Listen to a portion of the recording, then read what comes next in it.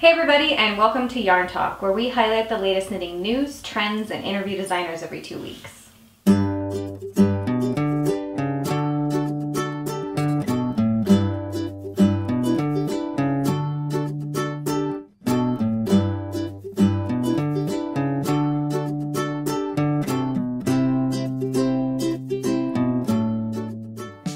I'm Leah, and in today's trend segment, we're going to be talking about brioche. And I'm Heidi, and in Knitting in the News, I've got the story of a man who knit himself out of homelessness. And I'm Allyson, and first we've got an interview with my designer crush, Courtney Spainhower, who I've been crushing on for years now. She has been popping up here on Yarn Talk since the beginning, so I know that I'm not alone, and you'll be crushing too after you check out this interview.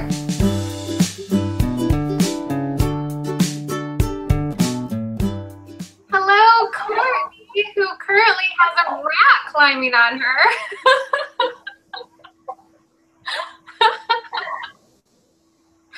Well, what's your rat's name, Courtney? This is Flora.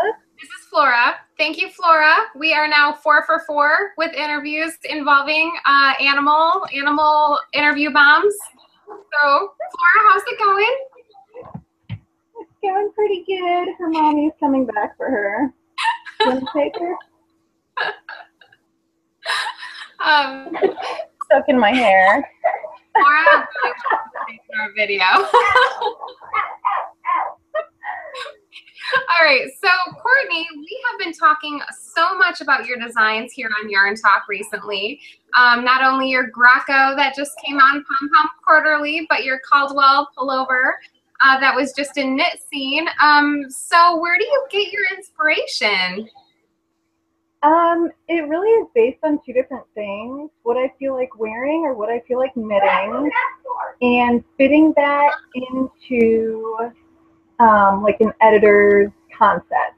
So if they send out a mood board or something like that, I'll just take notes and really think about shapes more than actual stitches. So if they have a lot of really structured or interesting things, that's kind of where the Caldwell came from. I didn't want to have just your basic pullover silhouette. Amy, the editor, she had all these huge, cool, different shapes. So I was like, you know, not a lot of people are going to want to knit that or wear that. But what can I do that would be a little bit easier and still give you a different shape? Well, I love that. I love that you take things that you want to knit as well and then really think about what the editor wants. Not a lot of people have that answer. They just kind of do that and hope somebody loves it. So I think that's a good secret to success, right? Absolutely. I mean, it seems to be working. So far, so good. So far, so good. You have been everywhere, I feel like, for the past 2 years, including getting a book deal with Interweave. Can you tell us a little bit about your upcoming book? Yes, it's called Family Friendly Knit. And the concept was just really wearable stuff for the whole family. So we've got pieces from 2T all the way through men's large. And that's going to come out. It hits the shelves November 20th of this year. Oh my God, I'm so excited. I've been hearing about this book for like, you've been working on it for almost 2 years at that point, right? Yes. Yeah. Oh, so only until November. Well, I'm excited to get my hands on that. Thank you so much for joining us. We've had a lot of obstacles to get this interview done, including a tornado, yes. a broken arm, yes. and a rat in your hair. So yes. you were really nervous about this. So how do you think it went? Do you think you're an old pro? No. No. Well, anytime you can put a rat into an interview, I think you should just start that way. I feel like it really broke the ice. I agree. All right, Courtney, well, thanks again, and we will be looking for your book for sure.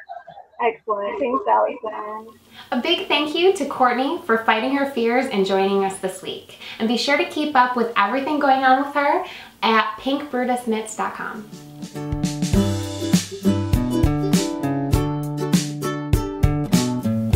This week, I can't wait to cast on the Magic City Henley by Mercedes Tarasovich-Clark. This beautiful pullover has colorwork motifs inspired by the flora and history of Birmingham, Alabama. I love the beautiful natural colors of Shetland wool that Mercedes used. The toggle buttons, the Henley style neck, pretty much everything about this pattern has me itching to cast on this beautiful sweater. You can find the Magic City Henley pattern in the summer issue of Interweave Knits.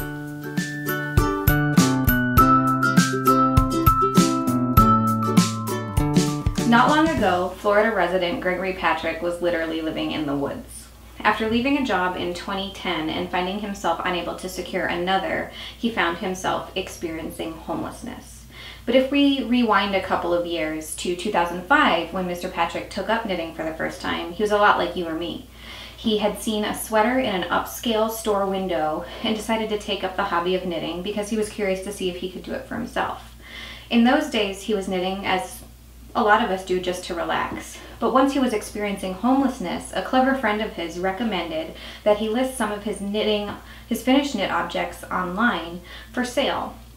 With the help of a family member in the form of a computer and a phone, he was able to list his first knit teddy bear, the things he likes to knit, on Etsy, and he sold it within an hour.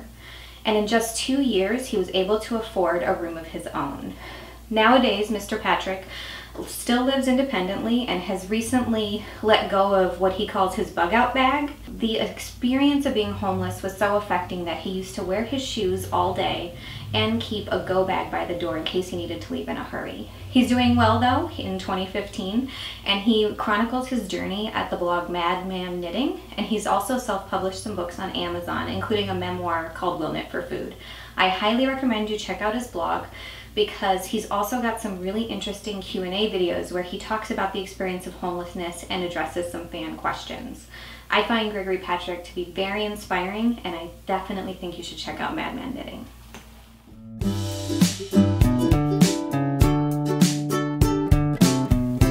Another week, another I can't wait to cast on that features our designer crush for this week, Courtney Spainhower. But for something new and different, it's a shawl. I'm far from a shawl knitter, but Courtney's Quills Arrow shawl has been on my mind since I saw her wearing it at last year's TNNA. I just love its unusual arrowhead shape, side-to-side construction, and an absolutely lovely stitch pattern combination. This self-published pattern is available as a Ravelry download.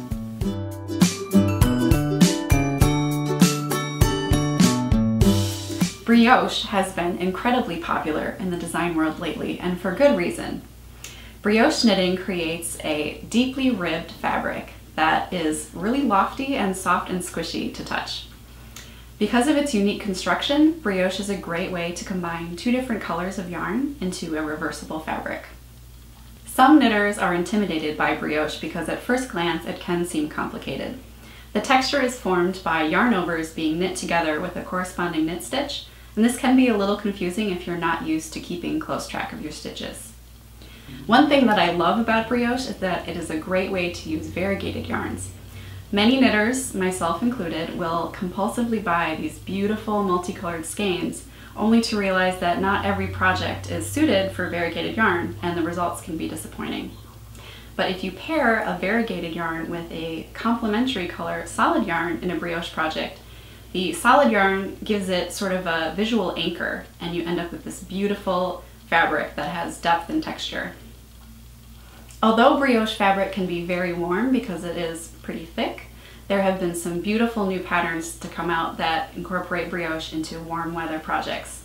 Mercedes Tarasovich-Clark and Nancy Marchant have both knit brioche books in the last year that have some beautiful patterns. If you are hesitant to try brioche, the Pearl Bee has a great tutorial that you can check out to get you started. It's actually really fun once you get going, and it's not hard once you get the hang of it. So don't let this brioche trend pass you by. It's a classic stitch that has been recently given new life.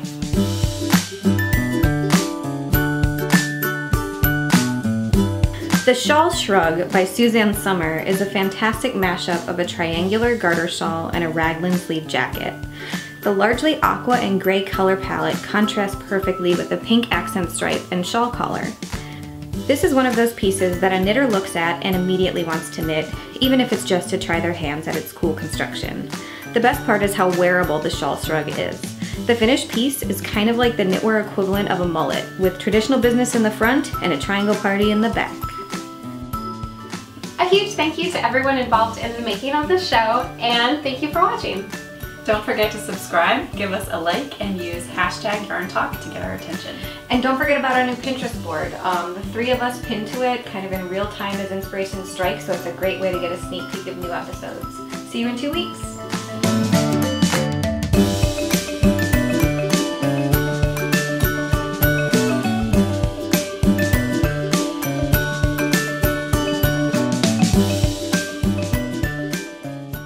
I just love its unusual arrowhead shape, side-to-side construction, and an absolutely lovely stitch pattern combination. This self-published pattern is available as a Ravelry download. Sorry.